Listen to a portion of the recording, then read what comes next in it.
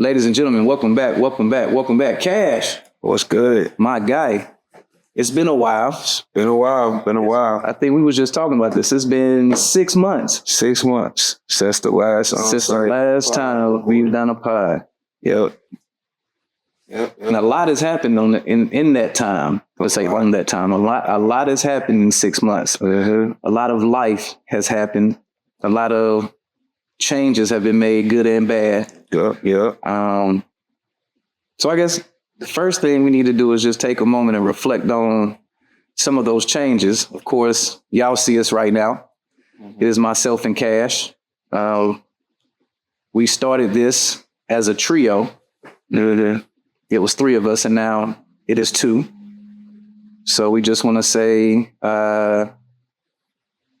well wishes, good luck in future endeavors to our partner, Jonathan Kente, who has chosen to venture out and to start his own media entity, which is Reciprocity. I think it's Reciprocity, yay. So definitely make sure y'all tap in with our guy, support his channel, support his content. He has a lot of great things coming.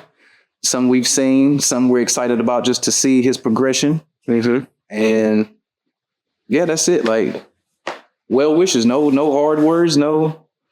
We're not gonna cry, of course, but of course we wish that guy well off. Best of wishes. Absolutely. What else we got, Cash? What else we talking about? Last 6 months. What else have took place in the last 6 months? Well, we do our we did the back to school drive as always. That was a success. We partnered with Sanford and then the Royal Diva Dynasty. Shout out to them. They're doing a lot of great things within the community as well. So that was definitely a dope event. I think collectively, I know we had over 100 book bags that were for the youth. I think it was 120. 120? I think it was 120 book bags full of school supplies. Mm-hmm. Shout out to Mad Barber Kareem McClain. Yes. Came out and was doing haircuts for the kids, for the boys in the community. It was also, and don't quote me because this was a few months ago, but it was a hair salon that also done some hairdos for some young girls. I believe Sandra had the partnership on that and had them donate their services. Okay. And then what was the vendors? We had a couple vendors there. What was Unique's? The lemonade lady? If I messed your name up, I'm sorry. Yeah. Was it Shanique? Shanique. She does the lemonades. And that lemonade is fire too. Definitely fire. She put a little fruit in there and whatnot. Yeah. The flavor. It's definitely sweet. So but our lemonade is supposed to be sweet. I like my lemonade like that. And yeah, shout out to everybody involved in that. We was in the park. DJ Blaze provided the music. Not Blaze, excuse me, Black. DJ Black. DJ Black provided the music. Shout out to Black. A bunch of performers out there, dance troops, kids out there dancing. We had the bouncy house, and this is an annual event. Y'all really got to make sure y'all tap in because we will continue to do this. See, it's about bringing the community together and being able to offer services and resources for those who may not have the opportunity to get such things. And then overall, it's just showing unity within the community. From our perspective. Go ahead, Cash. I must say we got a few other things that are on our community list to come. This year. As they come, we will definitely announce them. So OnSight Media Group is definitely big on community.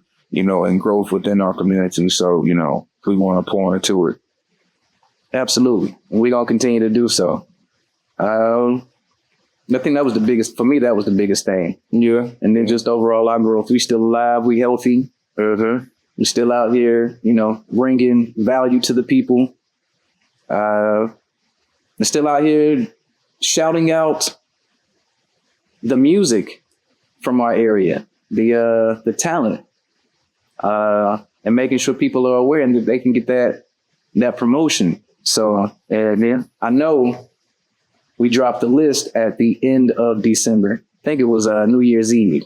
It was New Year's Eve. We put out the list, the top 10 list, which I don't think started as a top 10 list, but after, the feedback we got from last year, and I just think this year became a top 10 artist list. Yeah, so I'm gonna put I guess defining to it, right? It's the top 10 artists who put in the work throughout the year. This list is not based on the top 10 most lyrical artists, the top 10 overall career artists. It's the top artists who put in the most work throughout the year. That's what this list is about.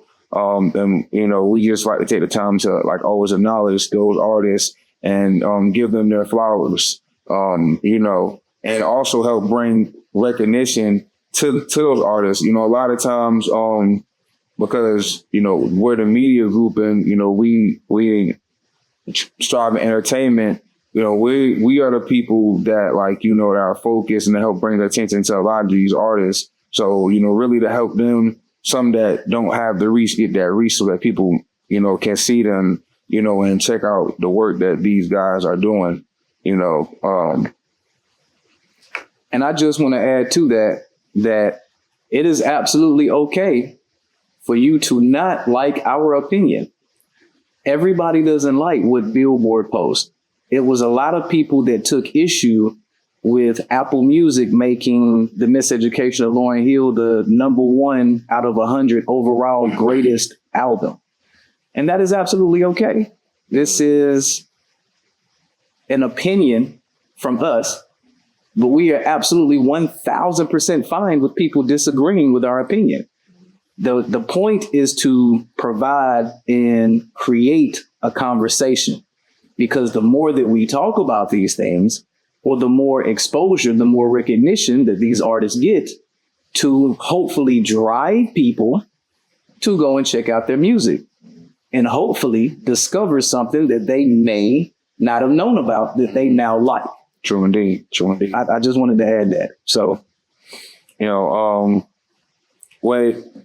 with this list, before, we even get into it, whenever we had initially made the post on Facebook, I don't know if a lot of people read the caption. If you did, you did. But if you didn't, then, we actually start the post and we actually talk about the decline and active artists within the city and the local scene. And, I'm going to speak mainly for Sanford and the area here, but I do want to note that it was not just a Sanford thing. Hip hop and a lot of areas have declined, even with, certain promoters hosting shows and having events and stuff like that. So I do want to note that, but before you even go there, why do you think we've seen a decline in 2024? What slowed the momentum down, in your opinion? What slowed the momentum down? So while you think about that, I'm going to say, I'll give you my 2 cents. I feel like the further that we get into it, the more that you seriously strive to become an artist, you learn that it's a business, like anything else. And you are going to have peaks and valleys. Specifically, I remember for us, when we were creating music 10, 15 years ago, the process of creating music was extremely fun. And it kept us energized and fired up. And we just want to come in here and vibe out every single day and record 1,000 songs. But then it translated into the business to where, okay, well, how do these people hear the music that you're putting out? Mm-hmm. And this is where the legwork came in, hitting the streets, performing, marketing and promotion. Of course, back then, Facebook was just becoming a thing. YouTube was up and running. You had everybody dropping music videos. So that I feel like that was the turn of the content era. Mm-hmm. But ultimately, it's a business. And within business, you need two things. One, you need resources. Two, you need a team. Because one person trying to wear 10 different hats, something is going to lack.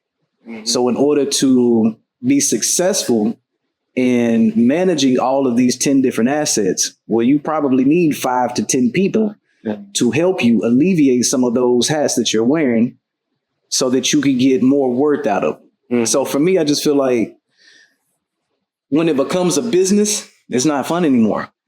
Everybody don't want to wake up every day and go to their job, even though I need that paycheck, even though I want that money because it helps my life. Mm-hmm. I don't necessarily want to wake up and go. Mm-hmm. And this is where the discipline aspect of it comes in. So, and it's the same thing for artists. So that's I feel like the more we see that it's an actual job. And then the last point I'm going to make is because I know a little bit about farming and agriculture. You plant a seed. I plant these tomato plants. I don't see a return off of these tomato plants for 5-6 months. Mm-hmm.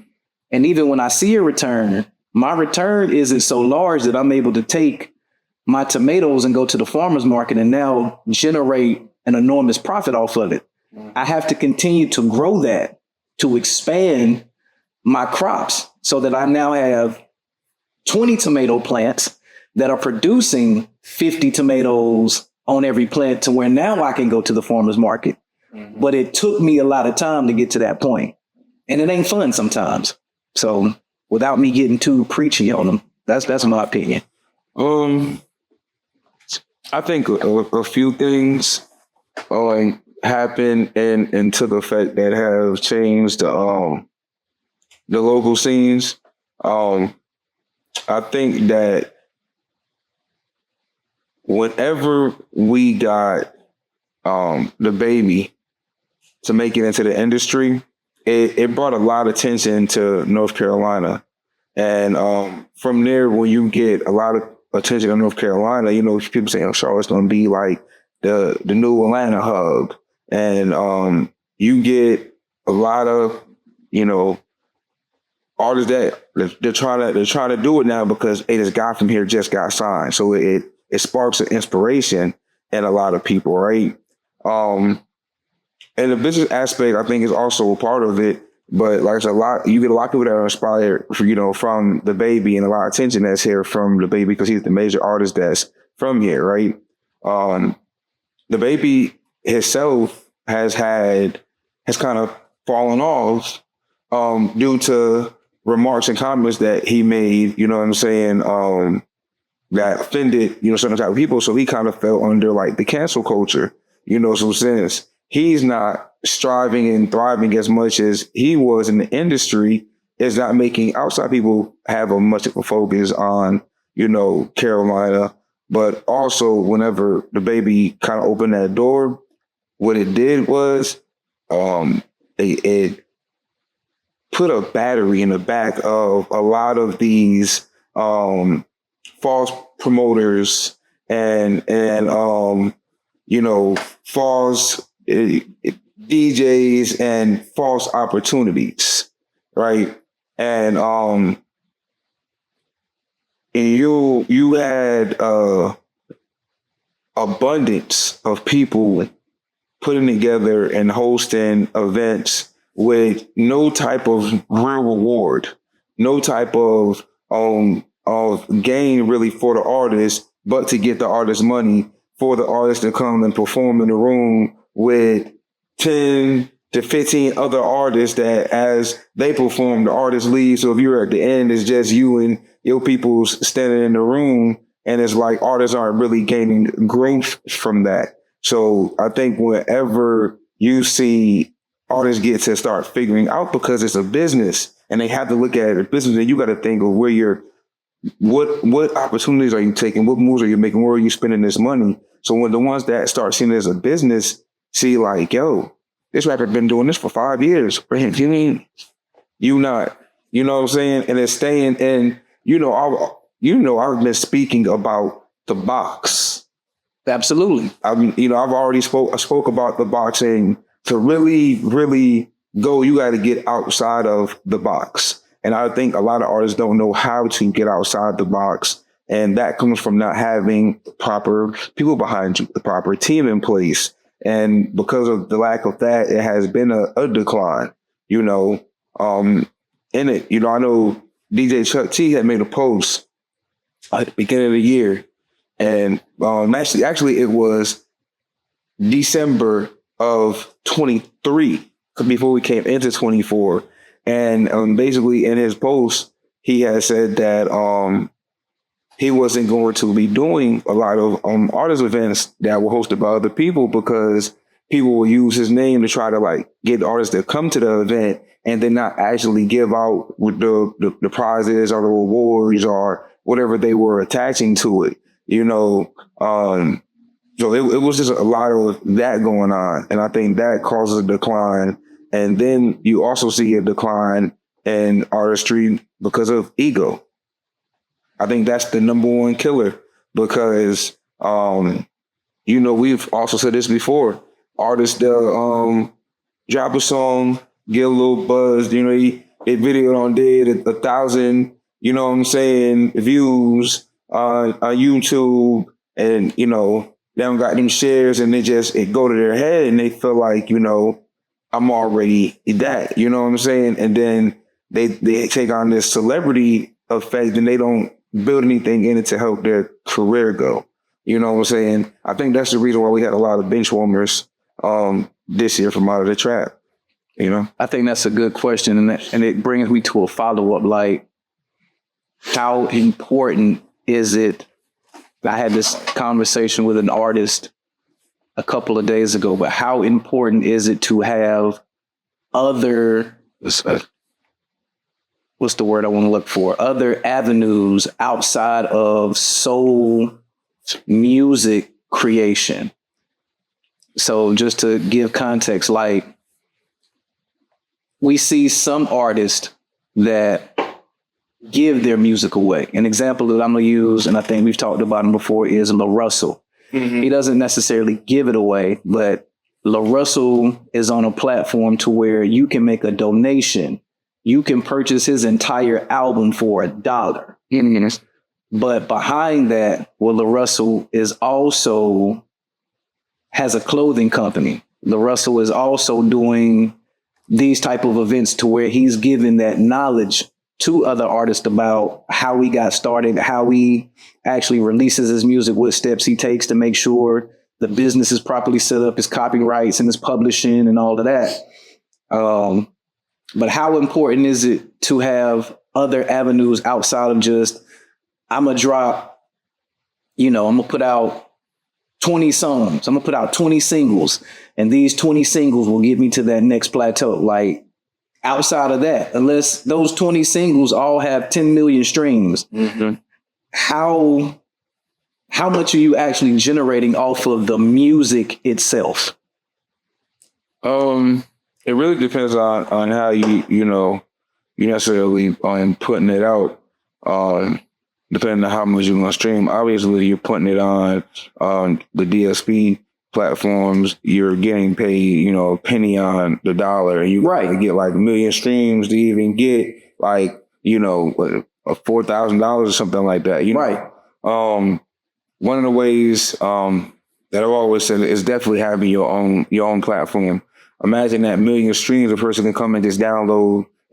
If you had 1 million streams, if 100,000 people came and they brought it for $1, it's 100,000. You know what I'm saying? So really, getting on and having your own platforms, right? But to speak on La Russell used one of the major tools to his advantage, which I also think this right here adds to the decline, but it also increases, right? Because during COVID, this is when it's like the the outbreak of content, TikTok and, shorts. If you go on any platform now, they all have reels and short form content. So with like, all of that coming out and you getting everybody, a mama, their grandmama, the little sister and brother, on TikTok, or, they switch on these platforms because they're getting paid.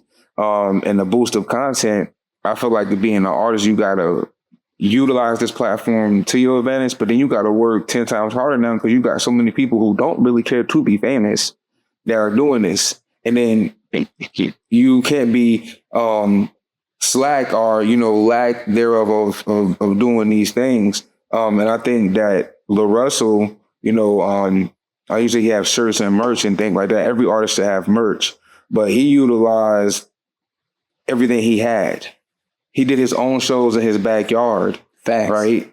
And then he used the social media to record it and to put it out. So whether you was there or not, you're still able to get there to see it because it's being put out on social media. Facts. And Lil Russell built out his team. Everybody in his team that's behind him, when he puts out his music, everybody that's a part of the family, his team, they all get shares and percentage of his music. And what that does is it shows that he's not selfish, but it also helps him win more because now a person, while he's the artist, you know what I'm saying, his cousin Joe over here is looking at like, well, this is my song too. I'm invested you know what I'm because I saying? have an actual interest into the music, into the business. No, I agree. So that gets, more people sharing it out, pushing it, you know what I'm saying? And then, you have this blowover because especially in a town saying that he grew who he was in his town. Like, if you go to the West Coast, like, you know what I'm saying, he a real deal. You know what I'm saying? In certain places, he may not have been looked at as major,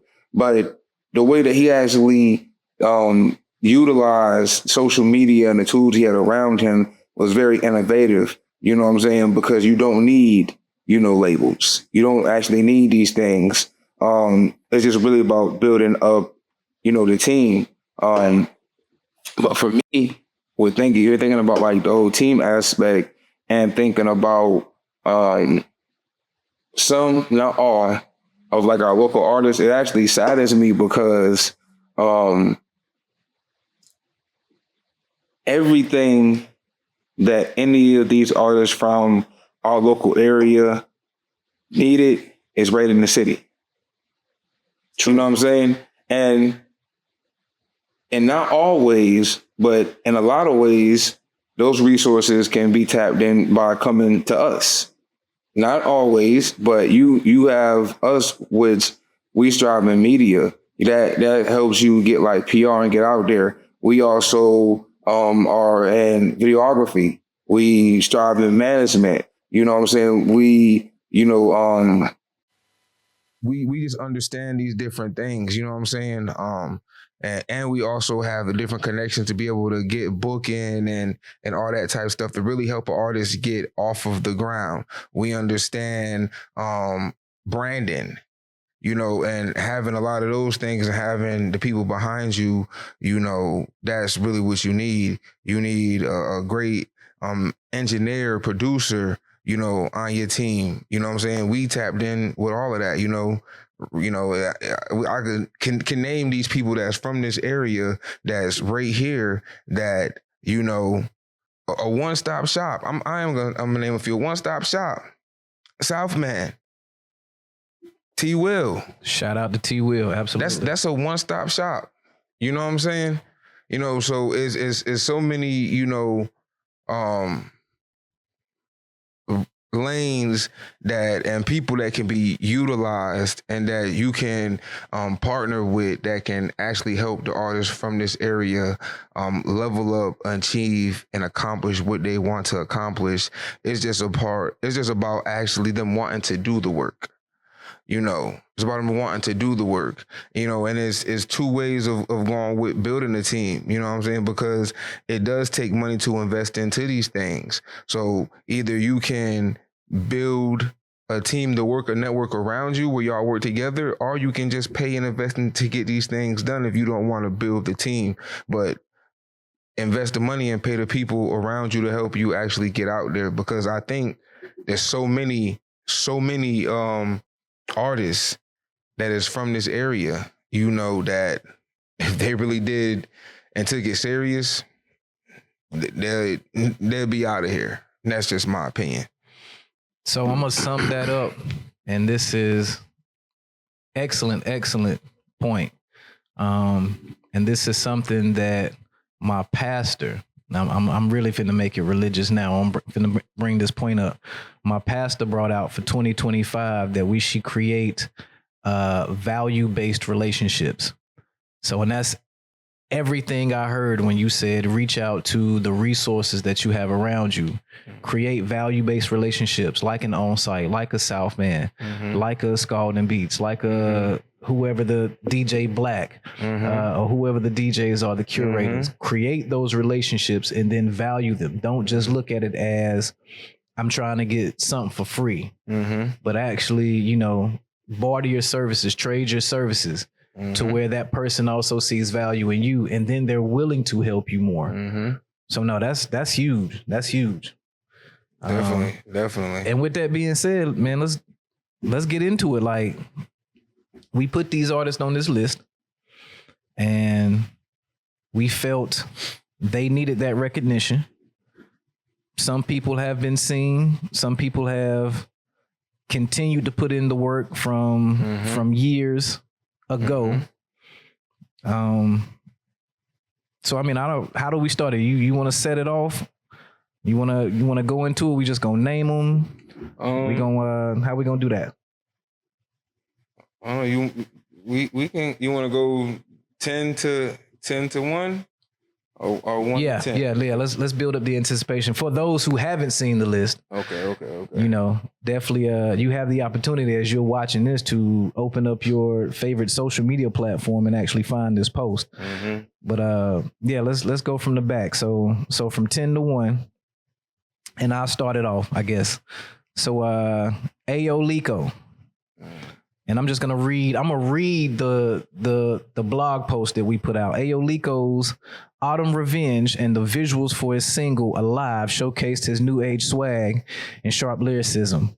His undeniable talent and strong releases solidify him as a rising force in Sanford's music scene. So shout out to Ayo Lico. Shout out to, I believe that visual was shot by Reciprocity. Yep, so shout out to him, which again, that would actually go back to creating value-based relationships, because, you know, it's a few creatives in the area, but he chose to use somebody that he was comfortable with and also give that individual an opportunity. I don't think that was the first music video that Ye has done. But again, he saw the potential, and it's not a bad visual at all. It's not a bad song. It's not necessarily something, I'm just being honest, it's not necessarily something that I would ride and listen to every day, but it was a bop. And I believe I said last year, like, I hear the creativity in his music. I like his cadences. Yeah. So definitely shout out to Lico. I definitely, like Lico. And I see a lot of potential and growth in him. You know, one is he's not necessarily an artist that's actually putting out polluted music, you know what I'm saying, and derogatory stuff, you know what I'm saying. He's actually, like, you know, a young guy that's rapping about, like, his life, his experiences, you know what I'm saying, of, you know, not to say like the average guy, but of the guy that isn't influenced to be the street guy, the drug dealer, you know what I'm saying? Right. Just having that and having, you know, the lyricism and whatnot, I just, you know, hope that, you know, as he continues to go and just continue to, you know, to sharpen his career, sharpen his, you know, his skill, and continue to push on his career. Dope. Okay. And then number 9 was an artist that I was introduced to actually through you at an event, and that is Isaac the Great. Isaac the Greatest. Isaac brought soul, gospel, and R&B to the forefront in 24. He was a contestant, or he was an artist that was featured on the Mary Jane Fest that happened back in April, and I believe he actually won second place. Yeah, second place. So combined with his consistent performances and his social media drops, it showcased his soulful voice and the ability to be able to connect with audiences. And I believe we have a performance from, he was a featured artist at the community cookout Community event. back in August. So actually, we actually have a couple of performances by Isaac that we need to actually get out. Isaac is an artist that actually has been on the scene for a few years. You know, he's an artist that he works with, King Playboy L. Right. You know, I can't think of the name of their group. I don't wanna misquote it. But you know, they're off of the same team. Isaac is also a producer. And you know, a lot of times when you hear the songs that either him or Playboy are on, not all, but majority of the time, Isaac actually produces those beats. You know, so that was actually something interesting to learn about him, because he's not just a rising artist, but also a producer. And he's an artist that, you know what I'm saying, within his music, you know, he touches soul and gospel. You know, soul, gospel, and R&B. And I think, you know, one of the things he strives to do in his career is actually push forward with more of a R&B gospel sound. So, you know, shout out to him. Keep it going. Only look to, you know, see more from him. I love it. And I just want to add to that, like, Christian R&B has actually become a thing. I'm not going to sit here and put too much focus on it, but there are a few artists that are actually creating Christian R&B. So Isaac, keep going, bro. Keep going. Absolutely. Number 8, and this is a first. I believe this young lady is about, I don't want to quote her, but she's somewhere between 9 and 11. I want to say she just turned 10 or maybe 11. She's had a birthday recently. She just had a birthday recently. So she's either 10 or 11. So I'm sorry for, you know. Yeah, we definitely apologize. Happy belated birthday whenever that was. But AZ, is it AZ dollar sign or just AZ? AZ money. AZ money. AZ money. AZ money. Young lady. At least when she started, she might have been 8 or 9, but recently had a birthday. AZ Money made history as the first kid rapper on our list. Her electrifying energy and unmatched stage presence captivated audiences and set her apart as one of the city's most exciting performers. Again, 10, 11 years old. 2025 has nothing but upside for this young lady. And to go back to a point we made, she's young, which means she has a team. Her team is looking at her age and creating opportunities based on where she is as an artist. And that is big. That is humongous. That is not just, I'm just going to go out here and get you any and every opportunity because I can, but actually looking, where can we see you actually grow in your particular skill set? Where can we actually see your audience and your fan base growing because of the types of events that we put you around? AZ, she was on our the community cookout event, and I've seen her a few times. She performed at the fashion show. She was at the fashion show. You know, and she also performed at the talent show. The times that I've seen her perform, I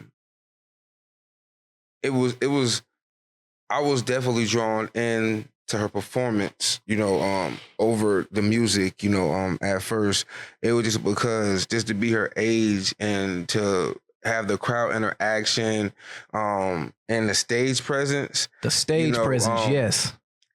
Some people, these things are just natural. You know, some people are just born like for the stage, you know, and when I see her being how young she is and when it comes to stage presence, I see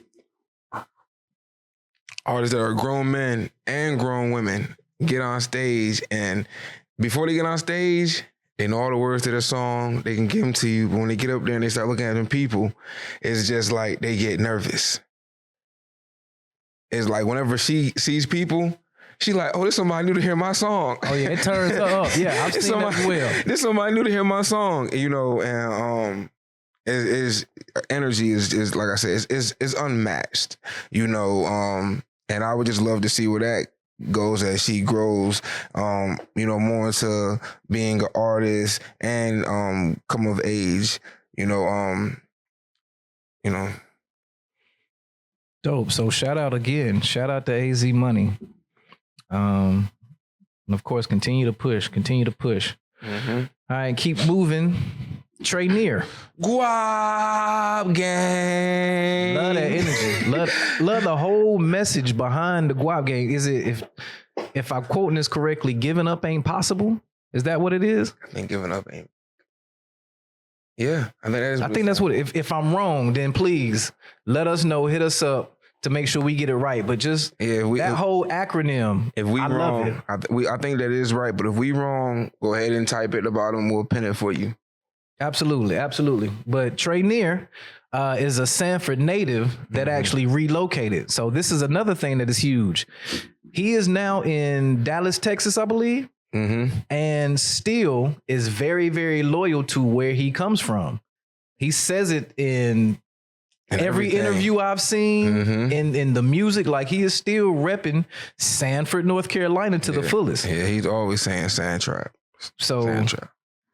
He dropped a major video, like that whole, and don't quote me on the name of that song, but just I was captivated. Like it was the type of video that I could watch with the sound off because of the energy and the focus on the storyline in it. Like it became like a bank heist or something. But I don't know if I've seen that one. You got to check that joint out. It's him and another artist, I think, from the Texas area. Okay, that he's on the song with. But the record is major. The visual is major. Like I might even have to, while you give your spiel on them, I'm gonna look that joint up and see if I can find it. Oh, you own it right now? Yeah, looking it up. Yeah. But again, Trey Near, bro, keep going. Texas to North Carolina. He's done several performances. I remember he came here a couple of years ago and did a performance. I believe we have that posted on the channel at one of the events from Three Queens Poppin'. Yep. So yeah. If y'all don't know about Trey Near, y'all definitely better look him up. You got that pulled up? Nah, I didn't. I wanted to say this. You know, I'm gonna look it up as we keep going. But before we go to the next number, I wanted to say this about Trey Near, right?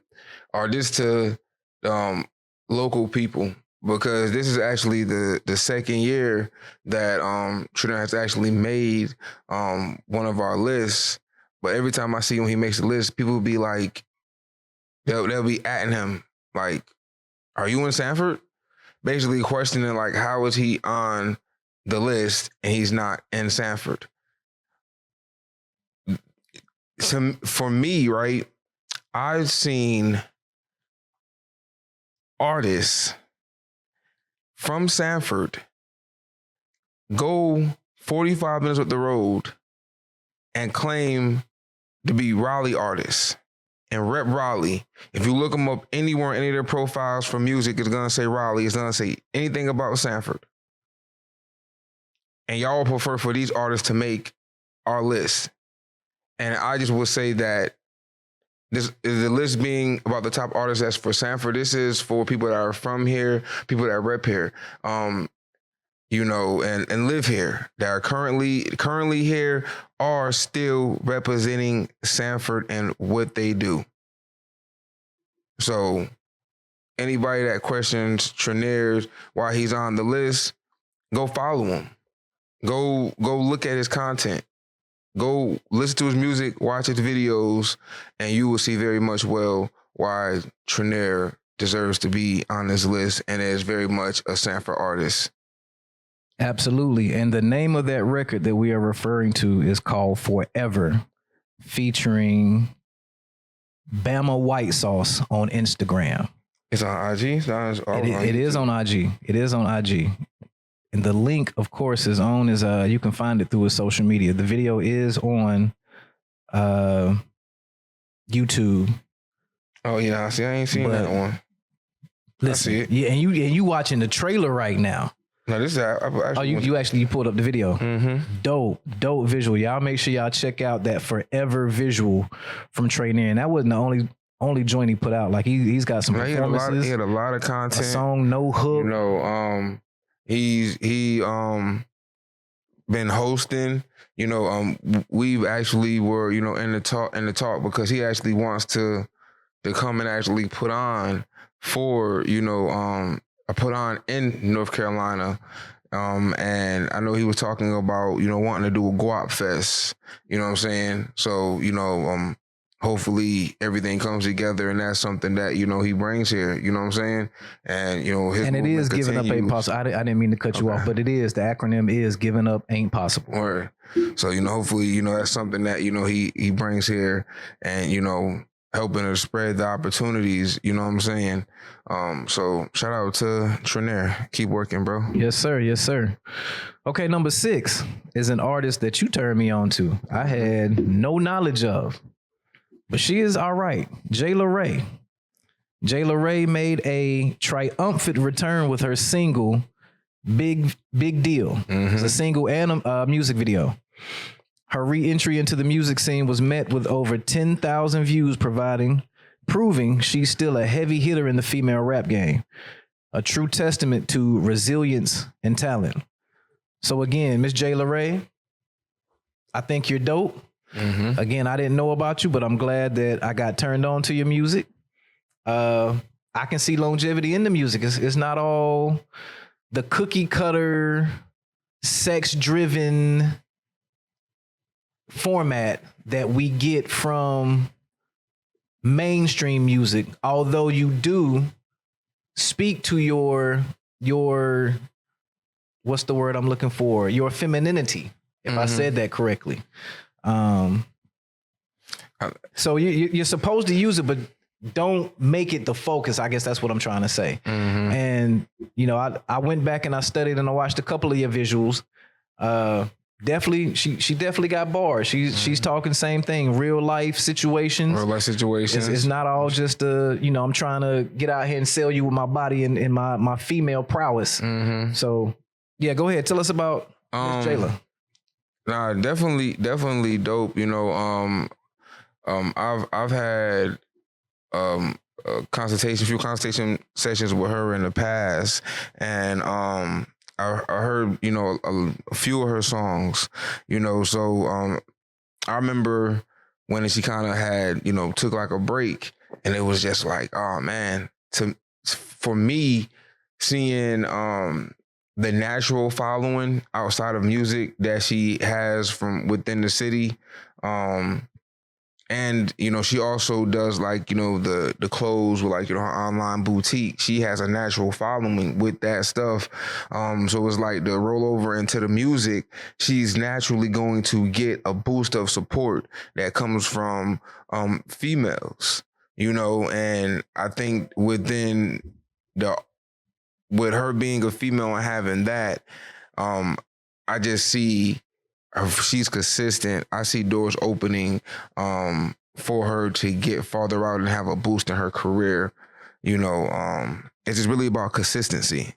It's really about consistency. You know, and like I said, I've heard some unreleased music that ain't even out yet, and yo, she definitely got some joints. You feel me? Yo, you need to drop that. You need to drop the one I hit the flame on. Hold on. You need to drop the one I hit the flame on for this summer. You know what I'm saying? If you don't know, just go back and look. The one I hit with the flame this summer. Yeah. And that is one of my favorite things about what we do, is being able to hear that music before the rest of the world. Mm-hmm. It's always been one of my favorite things about being a video creative. Like I get to hear this unreleased music before everybody else does.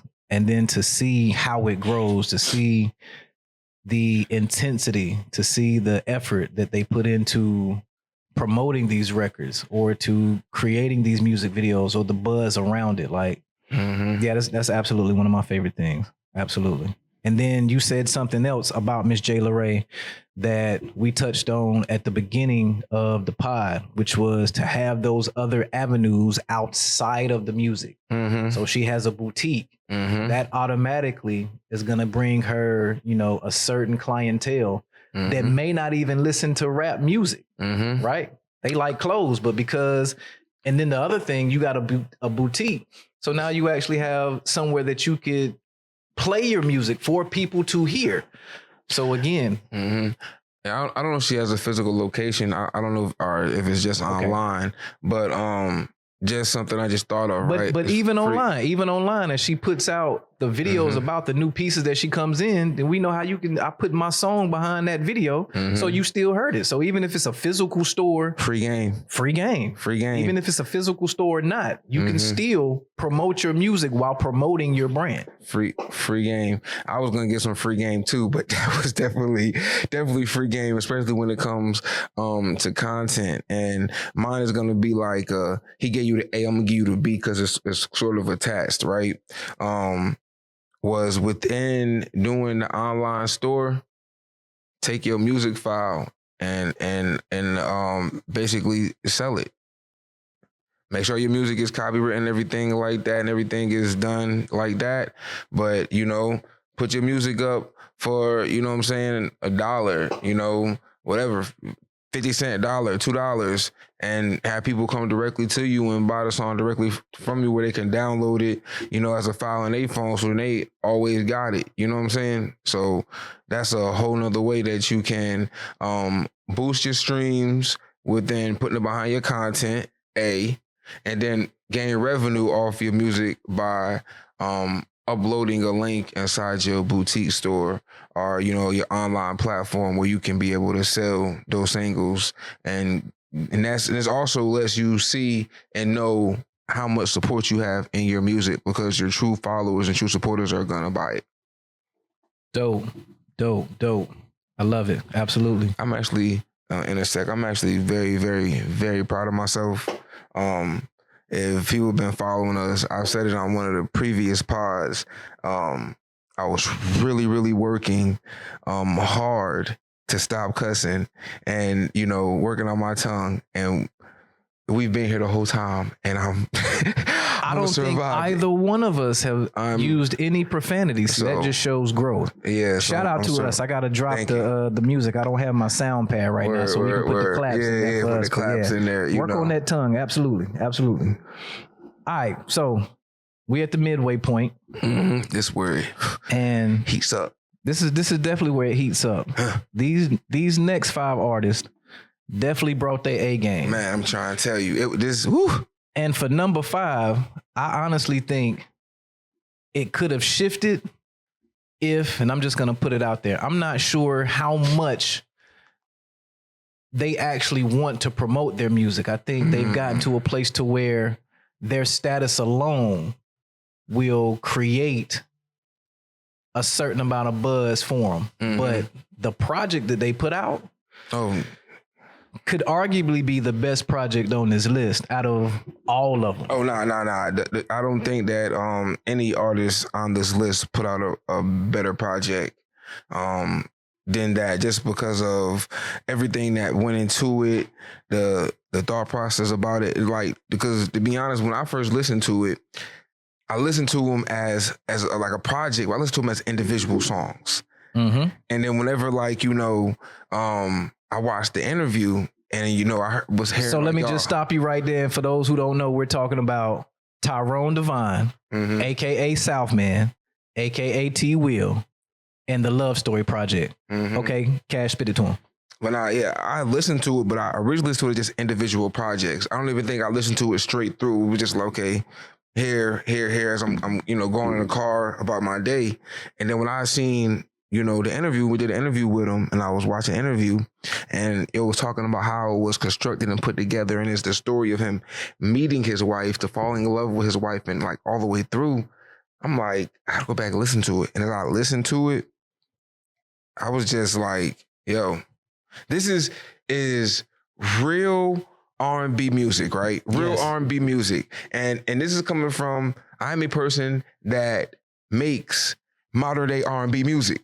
You know what I'm saying? We throwing a little auto-tune in it to have the no, this is real R&B music and raw talent and skill.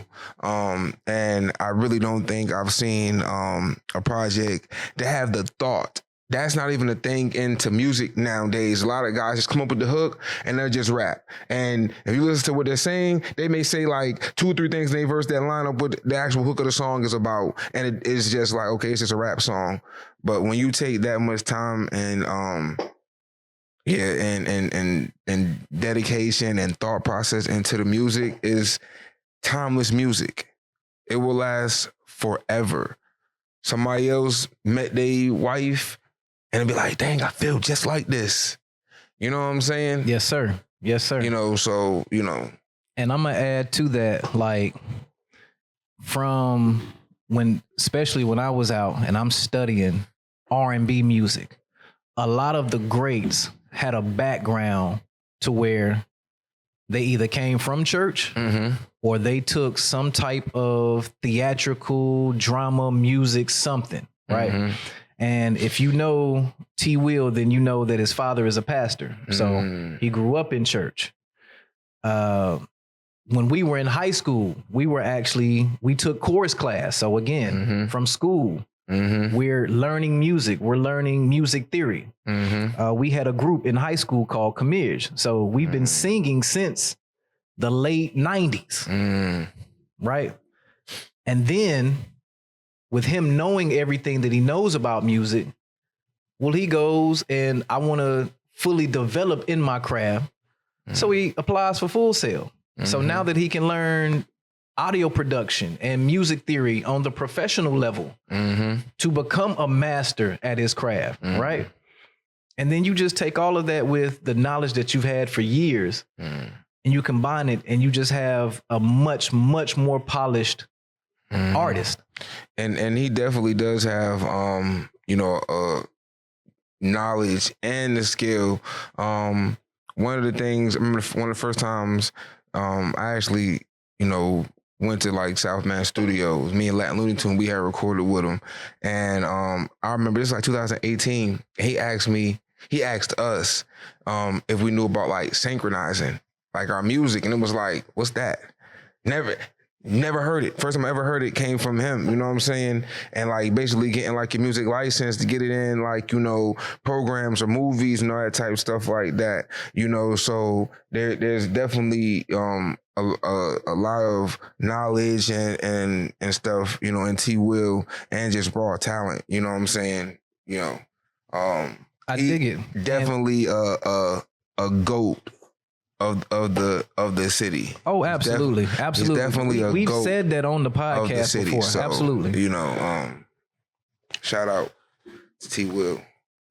And then man, we need a video, man. No, he ain't even got to look at me. T. Will is tapped in with a lot of people. Okay. We've definitely been in talks. Okay, we need a visual, man. And just a couple of things I want to point out. So again, because of what he does, he's not really pushing it. I've had several conversations with T. Will. He released that project with zero promotion. Again, the love that he's getting off of it is just off of the fan base that he built. Zero promotion, right? He'd rather people come and network with him in the studio because that's his true passion. He loves to create the music. We're going to talk about that studio for 30 seconds. In my knowledge, there might be one other studio in this city that can match what he has in that studio.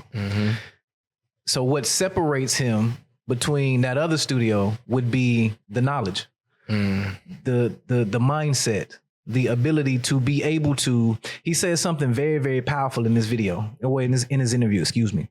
He said, I am probably one of the only people that could go to any studio in any city in the US, not only write his record, but produce his record and engineer that record. A lot of us don't have that ability. But again, by him taking the time to fully learn his craft, go back to school to figure out what he didn't know or to learn what he didn't know, that absolutely sets him apart. So much so, the Onyx Music Awards, the Urban Onyx Awards, excuse me, the 2024 Urban Onyx Awards, T. Will or Southman, no, Tyrone Devon. Let me get this right. Tyrone Devon. Southman is the producer. The artist is Tyrone Devon. Tyrone Devon won the 2024 Urban Onyx Award for Best R&B Artist.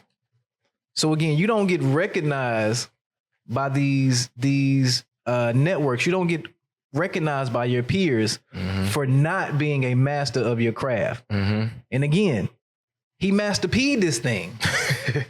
No promotion at all. And I said it, I'm gonna say it again. That Blessings record is in my late night playlist for when I'm going out with my wife, and it's a couple of them joints off of that EP that's in my playlist. But that Blessings record, listen to me, in your intimate time with your spouse, your significant one, play the Blessings record. I'm gonna leave it right there. Whatever happens, happens. Whatever happens, happens. Shout out to T. Will. Shout out to Southman. Shout out to Tyrone Devine. All right, number four.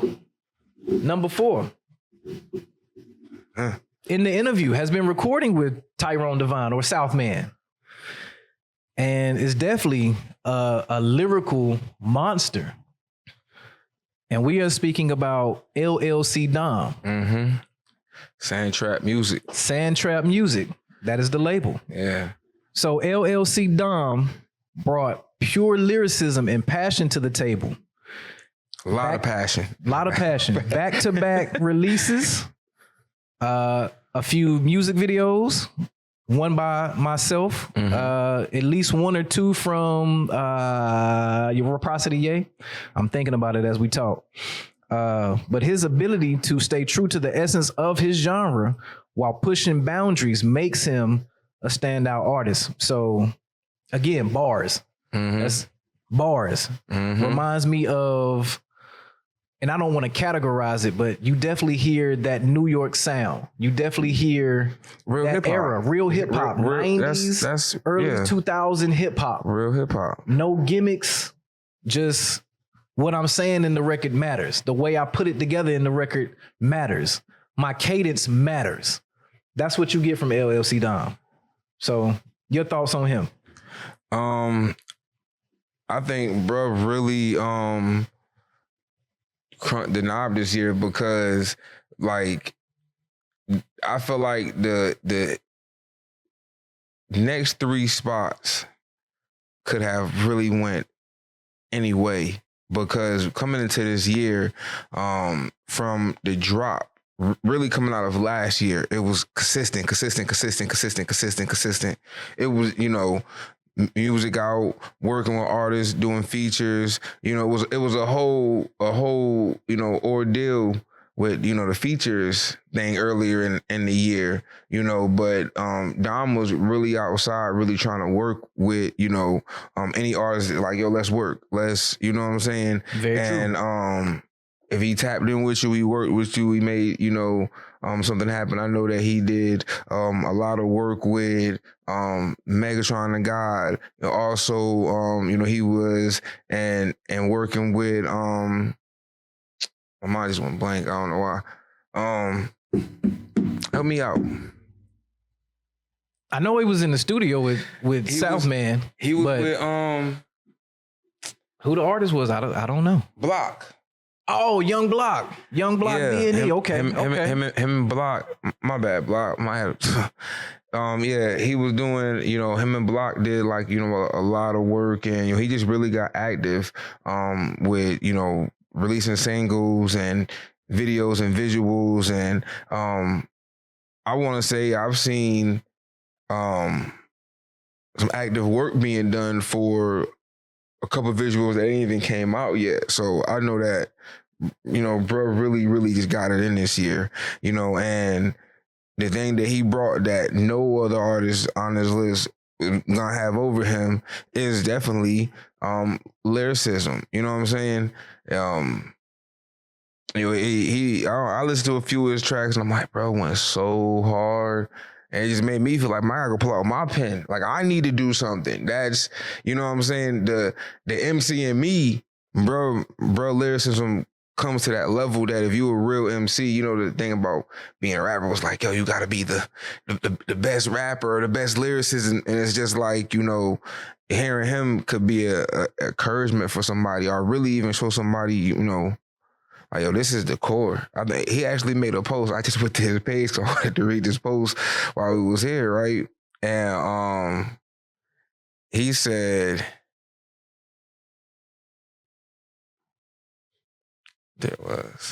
he said, I ain't gonna front. Some of y'all country rappers, dope. Some of y'all country, dope. But this is hip hop. This is hip hop. You know, and that just says a lot within itself. You know what I'm saying? He's saying, like, you know, he thinks some of these other rappers make good music, but he is definitely true to the testament of what hip hop is, and what it has always been, and hopefully where hip hop can get back to. So, shout out Dom. Shout out Dom. Absolutely, absolutely. All right, top three. Top three. Drum roll, please. Number 3. This individual helped organize the inaugural Mary Jane Fest, which was a platform that provided other artists showcasing. And his leadership and his commitment to his community and his efforts elevated the Sanford music scene and also his career. Definitely know he networked with other artists on this list, and he dropped a few projects. And with all of that being said, he is also a creative. I believe he produced some of his own music videos. Sandtrap TV. Sandtrap TV is his platform, and we are talking about big up, big up, big up. I like to see that, man. Both out of the top 5 guys just within the platform that they rep. I think all of these guys rep Sandtrap in their music, but 2 of them within the part of their branding, you have Sandtrap Music and Sandtrap TV. So it's farther pushing the Sandtrap culture. So, you know, but back to Big Up. Big Up came in this year swinging too. Consistent. You know, he definitely, one of the things I like that he added in his content is a lot of like the performance videos. You know, he's went and did like, you know, the off the block, you know, like the performances a couple of times. Yep. You know, whenever starting Sandtrap TV and, you know, understanding the power of content, you know, he utilized, you know, what he had, and he, you know, really got the work in. You know, feel like I was seeing a new visual drop, him rapping, you know, his backdrop and everything like that every week. And then it's like, I look back, I'm just like, yo, bruh's dropping. I want to say like the halfway mark through the year, by the time we got to like, June, I remember like around Juneteenth when I had looked, and I was just like, yo, it was just crazy all the music that he had put out, you know what I'm saying? And just dope. Swag, artist with swag. I think he has the major potential, you know what I'm saying, to really elevate his career up, you know what I'm saying? And working closely, you know, with him earlier in the beginning of the year, I know just because of some of the things he was doing with his music, he was having opportunities open up for him, you know, so I hope he continues to push on those and, you know, and walk through those doors, you know what I'm saying? You know, big up, big up. Shout out to Big Up, man. Definitely very creative artist. I believe he had also started doing like some skits or something. I don't know. He's a funny guy, so you know. I've been on a Sandtrap TV, so I think he started doing like some skits and everything, getting into the acting. So he's definitely a creative. I've networked with him a few times. Very, very, very humble guy. Great spirits. And I just love that. So, you know, we did a fire interview with him on site, and he's shout out to Big Up, man. He was the first and only artist to ever feature on this podcast. So again, Big Up, keep doing your thing, bro. Was a great episode. A lot of information in that episode. So if y'all haven't seen the OnSight Media Pod episode featuring Big Up, definitely take the time to go check that out. It's a lot of great information in that pod. Absolutely. And then I believe at some point in 2024, Big Up actually collaborated and released a joint project. I don't know if it was just a single or two, but I think they did like a whole EP. It was an EP with the silver artist, if we're doing it like that. Number 2 on the list, which I don't think anybody in town released as much music as Cassius. No, nobody. Cassius, it seemed like he had a new song dropping every other day. And again, it's like I could let me just read the press release.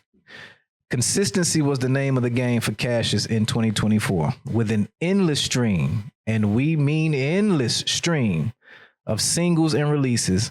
His name continued to buzz throughout the year. His relentless work ethic opened up doors for career advancement, solidifying him and his position as a force to be reckoned with. So again, and shout out to Cassius. I'm gonna put this out there because I believe on some of those, because we actually did, like, we caught wind of a lot of those singles. And there was an episode or a podcast that we did that we shouted out one of those songs. I think he took sound bites from our interview and put them in the record. So for us, that's acknowledging the people that are giving him his flowers. I don't know. So I was got a difference of opinion. Go ahead. No. I was gonna be like, walk into Cassius. I think his spot on the list is well deserved. But for me, I was gonna be tiptoey with Cassius because, like I said, we did the review for his single before his Sorry for the Wait project, and it was fire. It was fire. And then we did the review of the project. Me, myself, I wasn't that much a fan of the project because I felt as I've heard better things from Cassius. And with me giving my opinion and whatnot, these sound bites start to appear in Cassius' music. And within the sound bites, he's taking what I said out of context. And then Cassius decides to diss me. So it is. I feel indifferent a little when it comes to Cassius. I really don't try to hold on to it. I feel like in conversations and that I've had with Cassius, I feel like I've always given him constructive criticism. I've given him advice to help his advancement, whether he's listened to what I said, or not. But yeah, I feel like, the role that I play when it comes to a lot of artists, you know what I'm saying? And him being one of those artists in the past. When it comes to Cassius' first time ever performing in the city, the platform he performed on was mine. When it comes to a lot of people getting the recognition, him actually performing on his second event in the city, it was at the very first Juneteenth event. And he actually got the performance on that event because he was performing at mine. And Los Lock liked him performing. He asked me about him.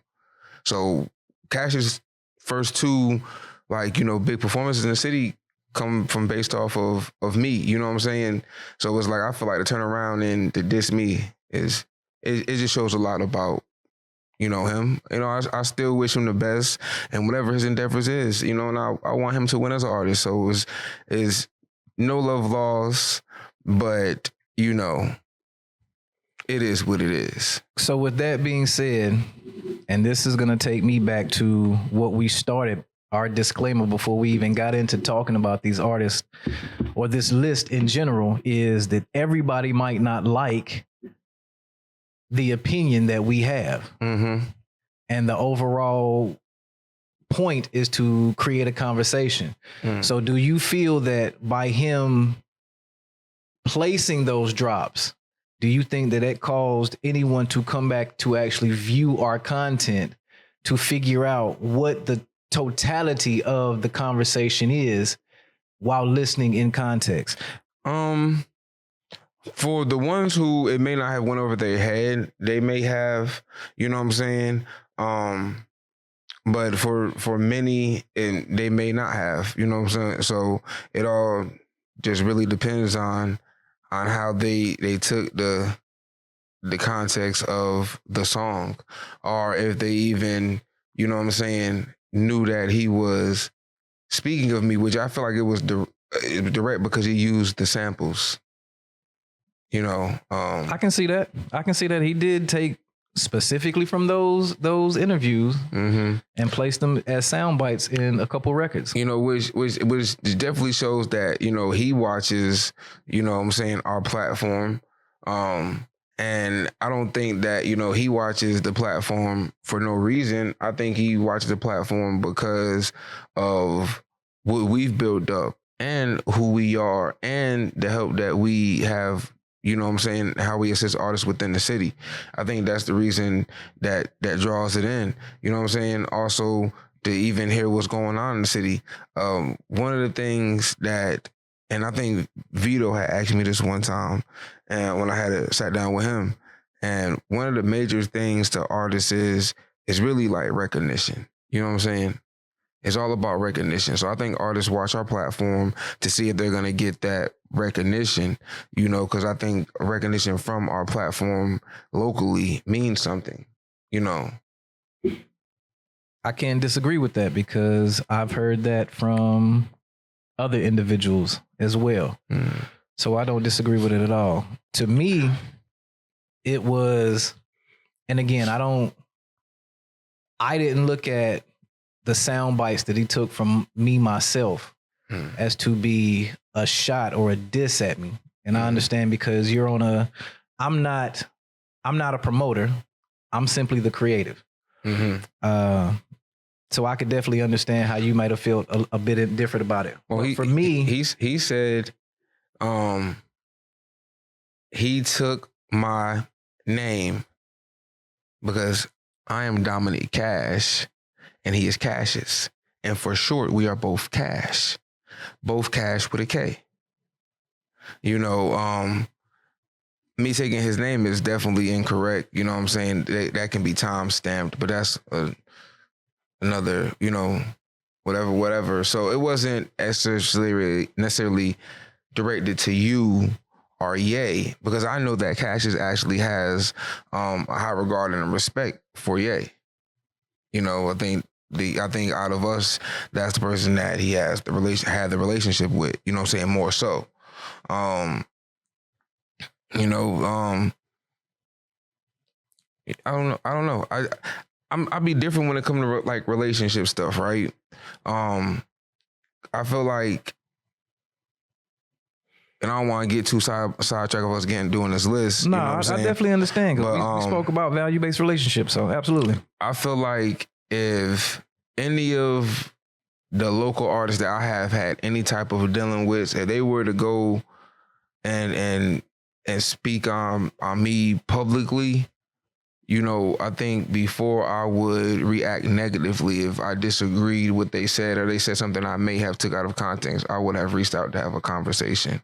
You know what I'm saying? And not necessarily severed a relationship that could potentially, help open a door or help me in any type of manner. You know what I'm saying? Whether it's just support, you know what I'm saying? I would have probably moved different to not necessarily sever that relationship, But because to be honest, we make this list and we're not biased with this list at all. This list isn't biased.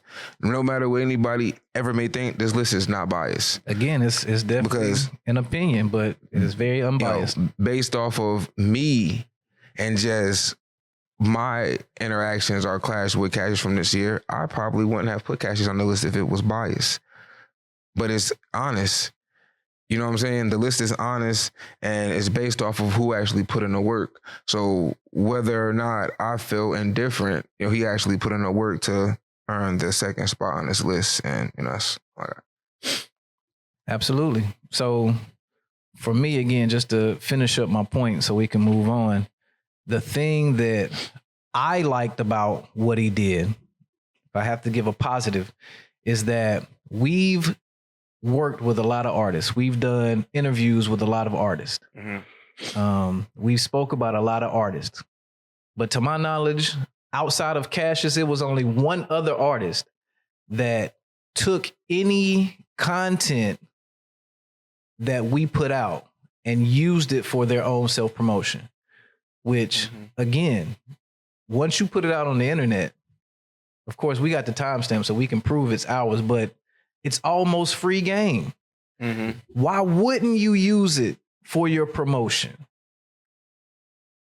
So for me, it was, okay. He took it. He saw the value in it, whether he tried to spin it or not, which is what media does. We know news stations do this all the time. They make more out of stories than they really are. But he used it to kind of bring the attention back to himself, which ultimately, us saying these things is designed to bring attention to whoever that artist is. So again, for me, I just took that as a positive. We never want to create. It was creative. Creative. There's the word. Let's agree that it was creative. It was very much creative. So yeah. So shout out Cassius. Shout out for the consistency overall in what you did. All right, top spot. And this should come as no surprise, because if you follow this artist, if you've heard this artist, arguably, if we had to label somebody as being industry ready, it ain't too many that's gonna be more molded, more well-rounded, molded in their approach to the game as Felipe. So here's the blog post. Coming off his December 2023 release of Still the World Turns, a full-length album, not an EP, a full-length album, Felipe spent 2024 building on the momentum. He performed at numerous venues, both domestically and internationally, exploring opportunities overseas while remaining a significant influence on the local scene. His dedication and artistry truly set him apart, earning him the top spot. So again, and this is the one thing that I saw from Felipe that I'm going to point out quickly that made him the most rounded was you got to work your music, man. Just flat out. It's cool to release a quantity of music, right? But we've seen what bigger labels do. You hear the same 12 records. If you listen to the radio, you're going to hear the same 12 records within an hour's period because they are working the music. They put out multiple posts on the same record for months at a time to work the music and to allow the buzz around the music to grow. That way you get more life out of the music. Yes. Nobody did that the way that Philip did that. Nobody worked the music. And then his approach to his platform, the freestyle videos that he would drop, the verses that he would drop. He started doing his own one mic drops. I hit the microphone, excuse me. He started doing his own one mic drops. And these videos got tremendous numbers. But of course, again, we're talking about another lyrical artist, like his cadences, his bars, the way his voice sounds, like definitely all makes him a standalone. So the way that he approached the music, for me, is what got me to put him at the number one spot. What's your opinion, Cash? Oh no, I 100% agree with everything that you said. Philip has always been dope, and I think he's gonna continue to be.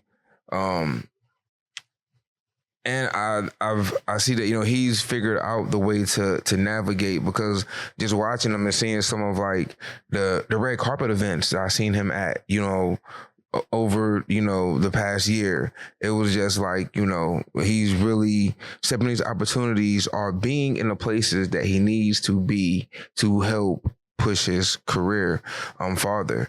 And definitely I remember I was just in a video recently of for the past holiday that passed, and it was like him and his family, and he had his song playing in the background, while I was going. That's Thanks. Content. And it's like, I think a lot of artists lack that, you know what I'm saying? Like it is dope to have the content for whenever you get that one song breakthrough, a person can go back and they can have stuff already there, right? But you got to get to a point where it's like, okay, I have this content stacked, but now I got to go and work it. Right. I got to go and work it.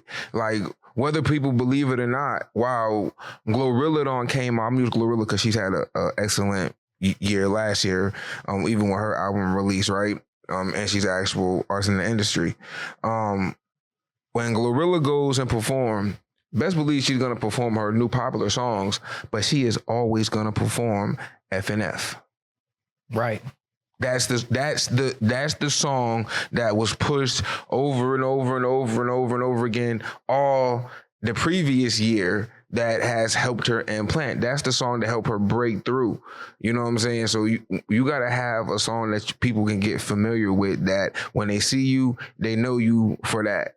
And Glorilla may go somewhere while being an artist has been signed for a year and a half, and somebody may only know her for that FNF song, but they know her because of that. Boss Man D-Lo, when you see this guy, you gonna think, what's the song? I hate that song.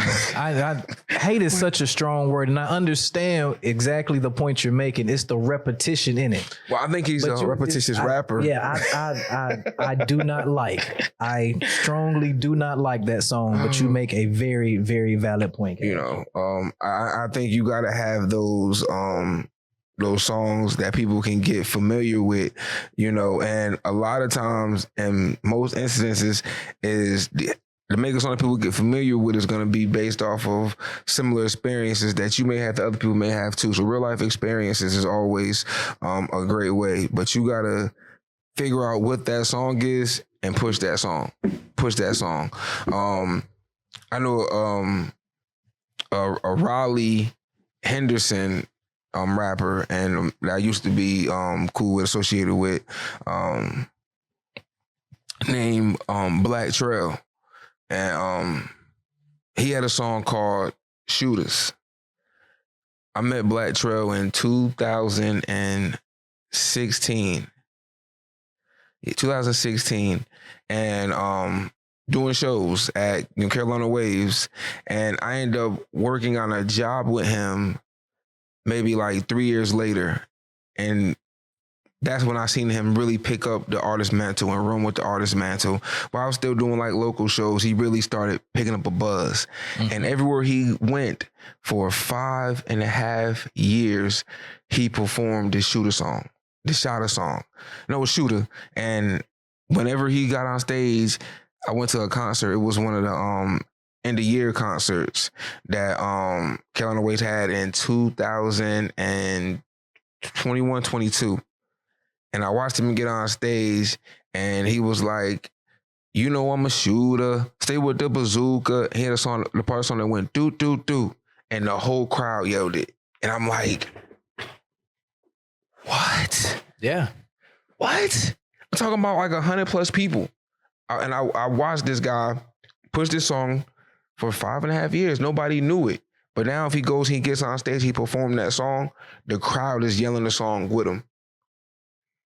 And as an artist, that's ultimately where you want to be. Like, how many videos have we seen online to where you got thousands of people in the crowd, and when the music comes on, the crowd reaction is so tremendous that the artist just breaks down. Like I've seen these videos because that what we go back to, the validation of why people listen and watch our content. They want to be recognized. And that is the highest form of flattery as an artist. That I come out, number one, you've attended my show. You paid to see me. And then for you to know my music, I don't even know how to explain it, but I'm sure it's just a surreal feeling. And that's, at the end of the day, that's what you want. That you have true support. And that's what every artist is looking for. So again, it comes with repetition. Like, you gotta get out here and work your record. That doesn't happen if Black Trail doesn't continue to hit these shows. And if nothing else, make sure he is performing that chorus, that hook at every show, so that they know. It's almost like a sonic marker. And I honestly don't even know if he's even performing now. You know what I'm saying?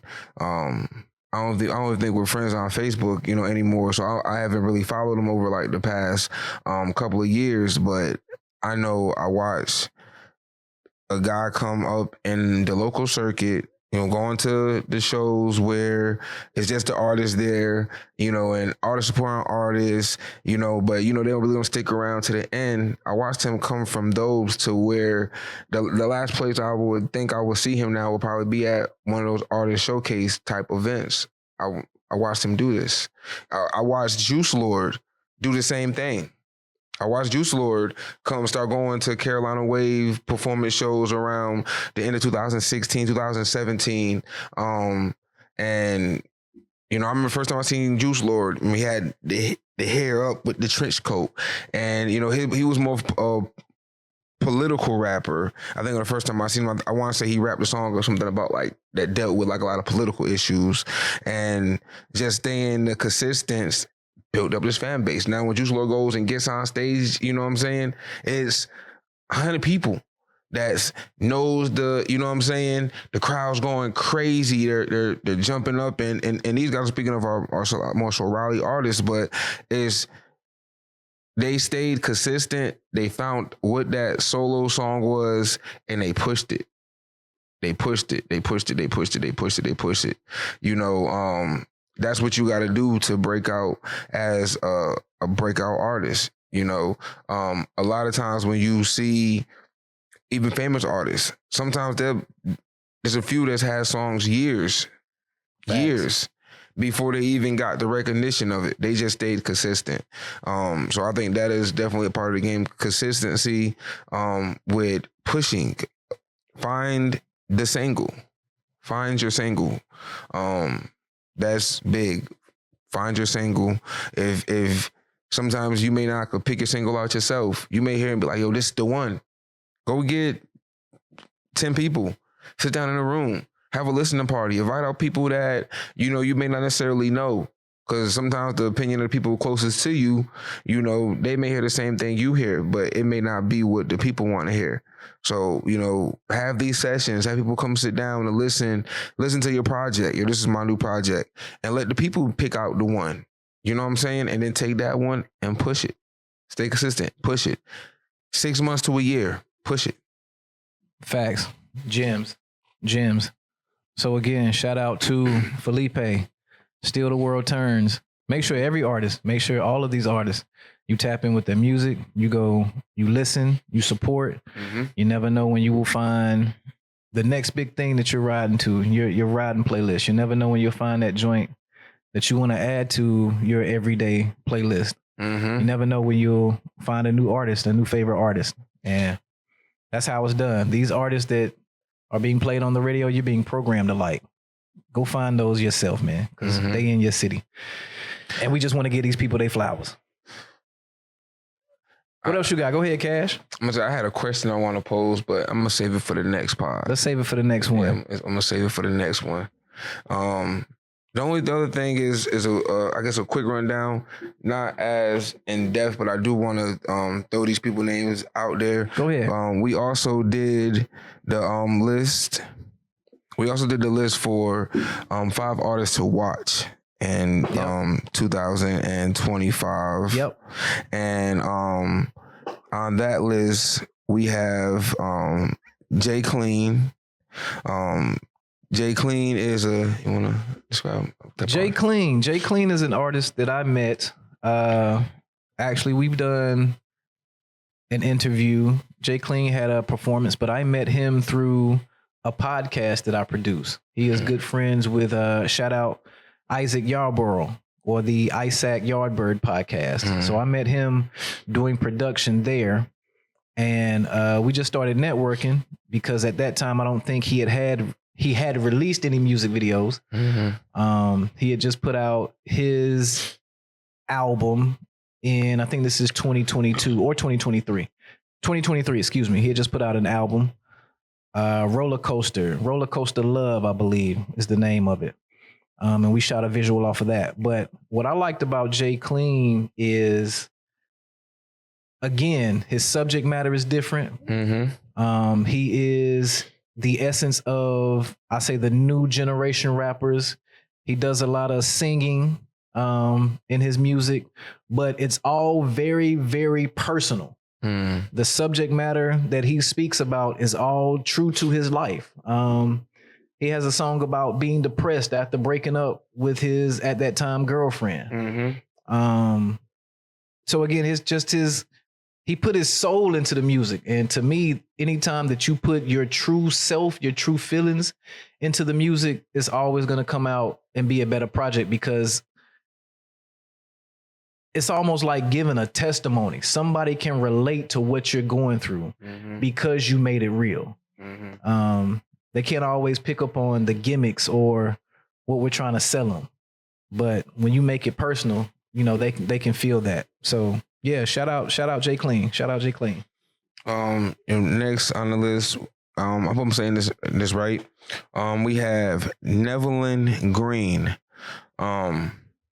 This young man, I first time ever seeing him was actually at the first Urban Honest Awards, the one that was hosted at the Spring Lanes. He's the son of Tierra Martin, who is also a gospel singer, local gospel singer, and this young man is definitely filled with the spirit and and the soul, and is definitely true and has a passion about praising the Lord through his music. And just to be that young, I can see him leading, the music ministry. So I definitely want to see a rise in that. Everybody go follow Nevelin Green music. I think he's an artist to watch this year. That voice is one of those voices that will become timeless. Like a Celine Dion. And I hate to just use all female, but the two that came to my mind were Celine Dion and like an Adele. Like power. Powerful. And then, like you said, he is truly, truly passionate about praising and about his relationship with God. And every bit of that comes out through his music. Shout out to his parents and the upbringing, and shout out to them for allowing him to grow into what he is becoming. But definitely follow Nevelin. Absolutely. Next on the list, we have Kendall. Kendall is R&B, up and coming R&B artist that is from out of this local area. My first time actually coming across Kendall was at the Mary Jane Fest. She actually took first place at that festival, and dope young lady, a great voice, you know, and I could see her actually, you know, going the distance. She's also or has worked with Raquel Chanel. I just say that right. I believe so. Yes, Raquel Chanel, the modeling agency. So she's also into modeling and music. So you know, content coming from her in 2 different ways. So definitely check out Kendall. Dope. And then I think it's one more on the list. And to me, this is the artist that I am most inspired by. And the reason why is because music or music creation is pitched as a young person's game. Mm-hmm. And this person is an adult. And I'm speaking about Tamika LaShonda. Mm-hmm. Right? She is an adult. And not to say, by no means do anybody take this out of context, and I'm saying that she is old or older. Mm-hmm. But I'm saying again, if you're looking at the industry wants to push artists that are between 14 and about 26. Mm-hmm. And even we'll go back to Phil. I believe Phil is now in his 30s. Mm-hmm. And Big Up may be in his 30s. I'm not sure. No, Big Up's still in his 20s. Okay. So my apologies on Big Up. But Tyrone Devine, mm-hmm. definitely 30s, 40s, right? Adult artist. Dom. Again, Dom, 30s, 40s. Adult artist, right? Don't limit yourself and believe that you can't create when you get older. Yeah. And why I'm most inspired by Tamika is that she found her lane. Yes. She found her lane. That mm-hmm. I Changed My Mind single mm-hmm. can spin in any venue that is playing Southern hip hop, or not, excuse me, Southern soul music. Blues, yes. Mm-hmm. Any venue. And then she had an R&B joint. And then I believe she released another single that has, don't quote me on his name, De'Eric Crump on the song. Okay. So now she's incorporating the hip hop mm-hmm. into it. But she really found her lane mm-hmm. in that Southern soul music, mm-hmm. and she's growing her fan base. So mm-hmm. she didn't allow, the naysayers, you're too old to be doing this style. And I think Southern soul music, that's on the rise right now. Absolutely. That is on the rise. Wow. Sadly, if we're really looking with our eyes open, hip hop is actually on the decline. There's been a lot going on, and a lot of artists, upcoming artists, and Southern blues, Southern soul, R&B. It all kind of fall under the same umbrella. But definitely, I like to shout out Tamika. The city's introduction, to me. No, not necessarily in the music scene, because I've been on the music scene a long time, but the city's introduction to me will actually come from my work with Tamika. We actually, she had the movement, behind the loss of her son, this has to stop. And me and Christian Canales, Latin Looney Tunes, we ended up coming together and actually producing the song, This Has to Stop, and actually shot a visual for it, a dope visual, where my guy Intrell was actually there and, shot behind the scenes. So that's actually where I actually met Intrell as well. You know what I'm saying? Nah, we met before that. You might not remember that, but we met before that on a video shoot. Oh, we met with Sway. Noob and Sway. We met with Sway. That's right. But not to take too much time upon that, but yeah, the whole movement around the This Has to Stop. And if you haven't seen that visual, if you have not seen that behind the scenes, mm-hmm. again, the story, and of course, we never want to promote violence, but for her to bring that together because of, what happened with the loss of her son was big for the city, and to mm-hmm. just make more people aware that, we just got to band together. Mm-hmm. Overall, we just got to band together. Shout out to you and Lat Looney Tunes for a dope song. Yeah, we're most deaf. You know, I actually said that I need to do more with that song because, you know, those issues that we spoke on in those songs are actually happening every day.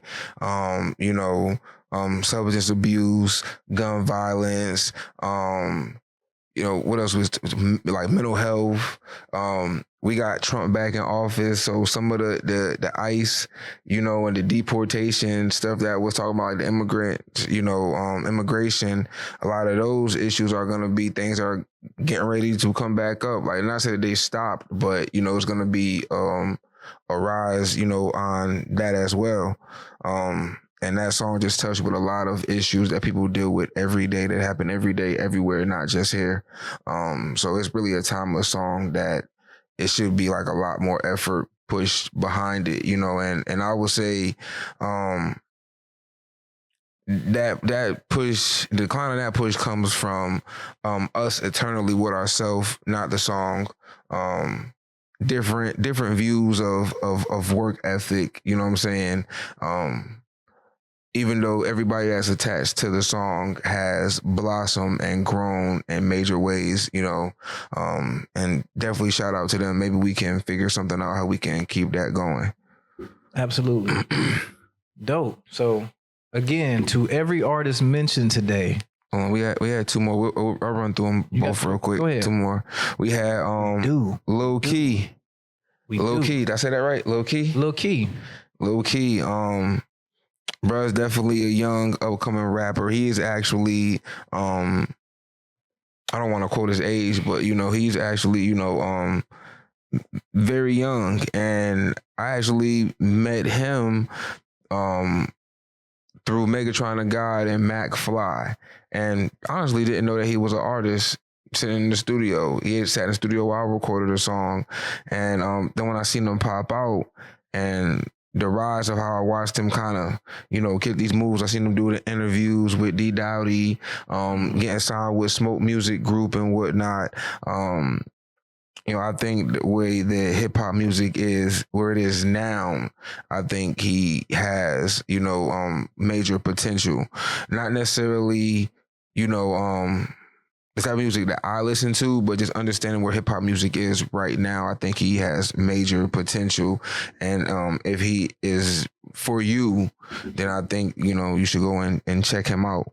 And then last but not least, I actually was introduced to this artist through Trail. He probably can speak on her a little bit better than me. We have Captivated C. Listen, Captivated C. Dope artist that has ties to North Carolina. Not originally from here.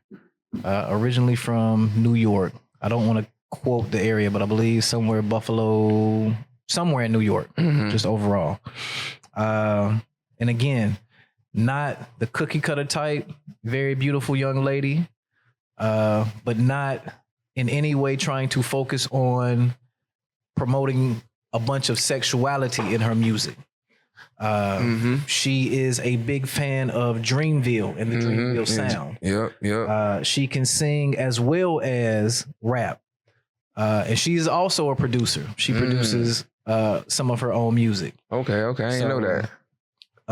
A student of music. I believe she's currently in college. And don't quote me on her major, but I do know she is taking some dramatic art classes, maybe music theory, stuff like that. So like her focus is creativity, and her music. Okay. And absolutely, you get that 100% in and out of her music. Her project, I think it's called See Through Me. She released in 2024. Dope project. I listened to it. Definitely dope. And again, lyrics. What she says matters. She's talking about real subjects that are real to her. She's talking about mental health. You don't get a bunch of gimmicks. And she was very selective on who she used as features on that project. I don't think she released any visuals, although we did do a performance visual for. But overall, very, very energetic personality. Mm-hmm.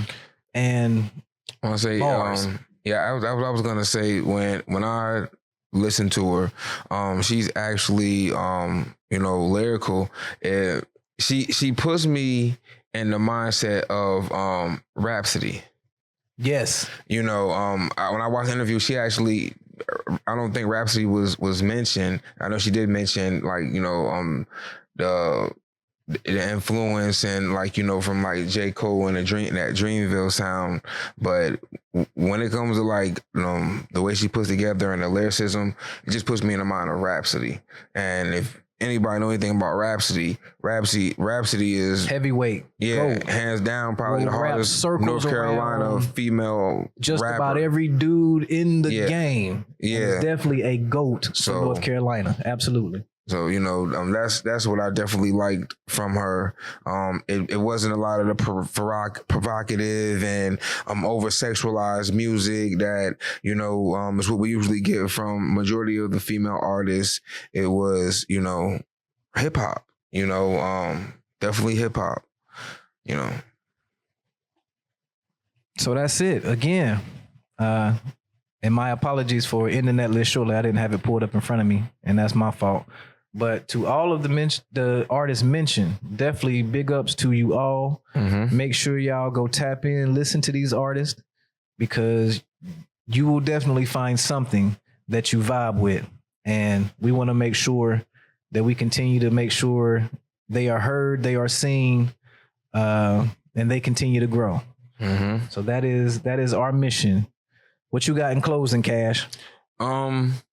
For my closing, I actually want to, I guess, more so make a announcement, but also like a call to action, right?